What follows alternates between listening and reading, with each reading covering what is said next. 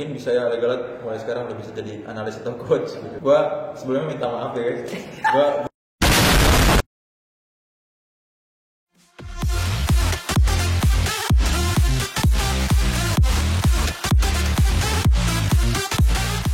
Jadi ini gimana nih, jalan juga berawal dari tim besar RRQ, RRQ Hades gitu kan, RRQ Poseidon dulu ya kan. Lu tahu kan dulu, kita semua orang lebih tepatnya tahu dominasi RRQ seperti apa. benar. RRQ turun divisi degradasi, ini gimana nih tanggapan lo nih? Ya, Apa yang paling terlihat jelas? Kemarin kalau kata Bang Zar, kayak orang bingung, kesono kemari ketemu musuh ngindar, ketemu sini ngindar, kemana ngindar gitu. Kalau menurut pendapat lu seperti apa? ini menurut pendapat gue ya. Yoi. Gue sebelumnya minta maaf ya guys. Gue nggak ada maksud gue mau ngejudge. Ya. Mau ngejudge orang atau segala macam. Ini kan berdasarkan sudut pandang gue. Dan menurut gue kenapa mungkin RRQ kemarin bisa degradasi, mungkin memang itu satu, kata Bang Zar kemarin, kayak lebih ke ketemu orang bingung, mungkin mental ya. Oke. Mungkin mental secara keluar mereka kena. Terus juga mungkin untuk persiapan, mungkin kalau menurut gua persiapan mereka masih kurang. Terus yang ketiga tuh mungkin Legalat ya. Kenapa dia? Gua kalau bisa gua nilai itu mungkin udah waktunya ya, karena menurut gua Legalat itu udah kenyang dengan segala prestasi. Oh ya? Dan Berapa waktunya kali gitu ya wakilin Indo juga? ya, wakil jadi Indo, dan menurut gua dia udah terlalu lama berkompetitif, jadi mungkin jiwa bersaingnya mungkin agak turun. Ini kan balik lagi ya, ini menurut gua. Terus Yang juga- bisa salah. yang bisa salah, balik lagi kan, yang tahu semua ya dapur mereka. Tapi mungkin bisa ya Legalat mulai sekarang udah bisa jadi analis atau coach gitu. Itu pendapat lu ya. Benar. Oke, karena emang beberapa sumber juga dari beberapa teman-teman player, ada juga bahkan yang udah jadi coach juga bilang Legalat sih udah pantas sih jadi coach gitu. Benar, Ada juga ya opini-opini bukan kayak nih, gitu ya. sekali lagi ya, bukan kita berarti bilang Legalat jelek, Enggak, benar, setuju. Ini bukan karena kita nganggap Legalat udah nggak bisa main, enggak, bukan kayak gitu. bukan di situ poinnya. Poinnya lebih kayak ke untuk apa ya? Berkembang. Ngasih insight gitu ya. Berkembang untuk ke meta selanjutnya, ke gameplay selanjutnya. Menurut gua Legalat udah agak lambat lah Bang, menurut gua. Jadi itu mungkin yang salah satu faktor kenapa bisa gue bilang Legalat udah harusnya waktunya jadi coach atau jadi analis. Karena semua ya kejeniusan dia segala macam itu bakal bermanfaat banget. Dan lebih oke lagi kalau seandainya dia jadi coach benar berarti gitu ya, untuk bikin strategi bet playernya nih yang eksekusi gitu. Berarti itu juga sebagai artian untuk membuka apa ya, potensi untuk regenerasi player juga nggak sih? Benar banget. Dan kalau bisa kita bilang ya, dia ada coach paman satu, terus ditambah mungkin kalau Legalat jadi analis itu bakal bagus banget kan. Oh iya. Karena paman juga punya dia Pengalaman. public speaking juga bagus. Betul. Terus Legalat punya data-data yang bagus, terus strategi yang bagus mungkin. Nah itu bisa dikembangin bagus lagi. Itu dia, makanya gunanya ada coach, ada analis. Yang analis nih ngoleksi data, si coach nyampein ke player ya kan, untuk dikomunikasiin supaya apa yang si analis pengen atau apa yang analis lihat nih bisa tersampaikan gitu ya. Tersampaikan. Ya itulah. Jadi ya udah waktunya lah mungkin gitu buat Bapak Legalat. Ini balik lagi Legalat gua ya, sama Legalat gua juga berteman baik, baik ya macam. Balik lagi kan, ini cuman kayak pendapat aja, bukan berarti lu jelek. Lu tuh bagus kok. Ya. Lu tuh bagus, cuman menurut gua udah lambat lah buat lu buat berkembang lagi gitu, buat loncat ke step selanjutnya. Ya. Karena kan dari dulu juga julukannya kan mobil mesin tua gitu. Mobil mesin tua. Lama panasnya. Nah, mungkin karena semakin berkembangnya kompetitifnya Free Fire ini, itu kayaknya udah nggak memungkinkan untuk tim-tim yang lambat panasnya mungkin ya. Bener, apalagi kita ngomong singkat 6 match gitu Bang. Setuju, 6 match. Sama kayak placement point udah beda. Ya. Sama yang dulu kan beda banget ya. Betul. Placement point beda, point kill beda gitu. Iya. Dan sekarang banyak tim-tim yang lu ketinggalan satu round aja itu bisa ngepur di 2 ronde selanjutnya gitu ya. Iya. Makanya jadi Ngerti. itulah mungkin Ya itu pendapat dari gua ya. Kalau ini kan balik lagi pendapat dari gua. Belum berarti itu benar juga kan, karena mereka yang lebih tahu dapur mereka sendiri. Tapi gini, kalau seandainya sistem dari si tim hierarki ini secara performa kan kemarin sempat diakuin juga kan. Ada tuh sebuah kutipan kayak dari tim mereka nih hierarki Hades kayak katanya gara-gara udah all in di awal jadi pas tengah season jadi nurun. Itu ngaruh juga nggak sih menurut lu? Enggak sih, menurut gua harusnya emang setiap match harusnya all in sih bang. Oh.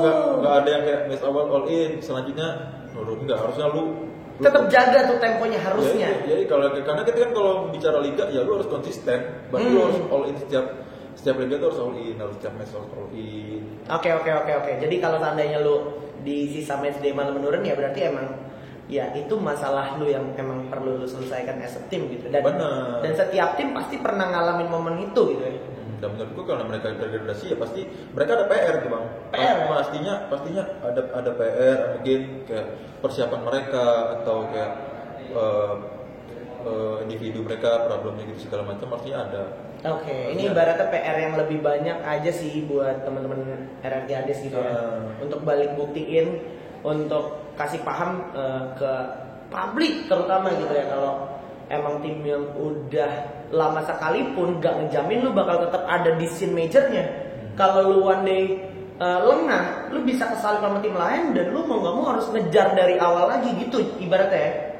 Benar, nah yang gue lihat ya ada Ipul lah contohnya. Kita lihat Ipul sebelumnya dia selalu main kayak double AWM, double baret segala macam. Dia sekarang udah berubah, coba ngikutin meta, dia pakai double fake all. Udah mulai adaptif. Dan menurut gua worth it juga bang. Ya. Ipul bisa gue bilang kok mekaniknya bagus. Ya bagus banget lah mekanik. Ya. Makronya bagus. Ya terus menurut gua dia mau berkembang dan itu menurut gua masih oke. Oke. Intinya gitu ya berarti ya. Lo harus berkembang supaya lo nggak ibaratnya ketinggalan gitu ya. Ya pokoknya tetap semangat lah buat RRQ Hades ya. Kami bakal kangen lah sama lu di panggung gitu. Ya teman-teman Siren ya, yang emang udah Siren GPX. Mohon maaf nih untuk abang-abang yang branding. Kami bakal kangen lah sama lu semua. Mudah-mudahan next season bakal bisa balik lagi bareng-bareng. Amin. Karena emang nggak diduga-duga juga gitu kan? Ya, gua nggak expect banget. Gua di luar radar lah bang. Di luar radar. Kemarin tuh gua nonton, anjir, kok bisa ya? Semua orang. Cuman dari sebelum, kenapa gua nggak sebenarnya kaget emang iya. Cuman nggak terlalu bang, karena dari sebelumnya gua bilang kayak dalam diri gua tuh kayak kenapa ya gua ngeliat kayaknya Legal udah harusnya jadi coach atau jadi analis. Udah sejak sebelum seasonnya dimulai. Ya. Sebelum season 4 mainnya lebih tepatnya ya. Jadi kayak lu udah ada gambaran pas lu juga baru mau terjun jadi coach.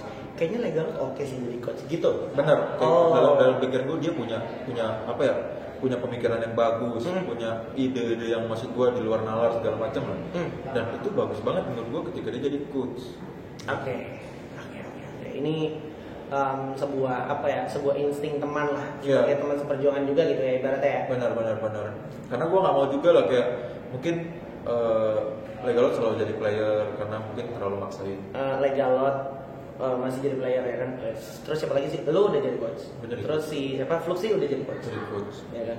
Sisanya berarti sisanya yang masih main banget itu adalah Legalot, Lord, sama Valen. Iya. Udah masih jadi player. Sisanya udah pada hilang kan? Maksudnya udah pada pensi. Ya. Nah, jadi ya mungkin ini harusnya jadi satu bahan pertimbangan lah buat kawan-kawan RRQ. Oke. Tapi di lain sisi kalau ngomongin secara individu mekanik makro mikro no issue harusnya. Ya. Oke, itu dia dari Coach Riza ya sebagai pengamat Free Fire juga gitu kan jatuhnya di FF juga pengalamannya juga udah banyak.